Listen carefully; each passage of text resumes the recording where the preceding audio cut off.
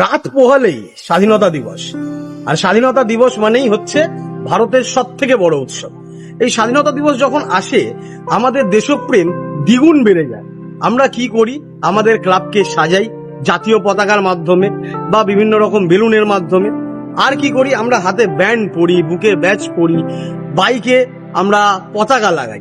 তো এই যে আমাদের যে জাতীয় পতাকা, এই যে রং, যেটা তিনটে স্তরে বিভক্ত, এই রংকে সম্মান করতে হবে। কেননা এই রং হচ্ছে আমাদের অস্তিত্ব রক্ষার রং, এই রং হচ্ছে আমাদের মর্যাদা রক্ষার রং।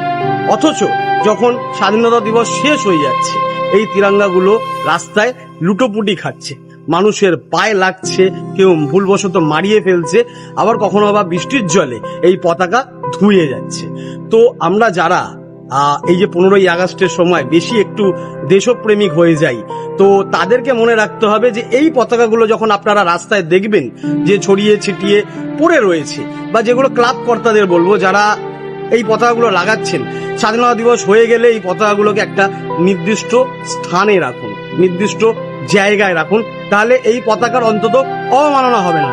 দেশপ্রেম দেশপ্রেমের জায়গায়, আর পতাকা রক্ষার লড়াই, দেশপ্রেমের লড়াই আমাদেরকেই করতে হবে।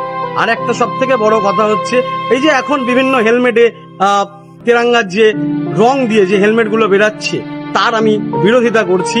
কেননা এই রং আমাদের সব থেকে আমাদের মর্যাদার রং, আমাদের ভালোবাসার রং। তাই আমাদের পতাকাকে সম্মান করুন, আমাদের জাতীয় পতাকাকে সম্মান করুন।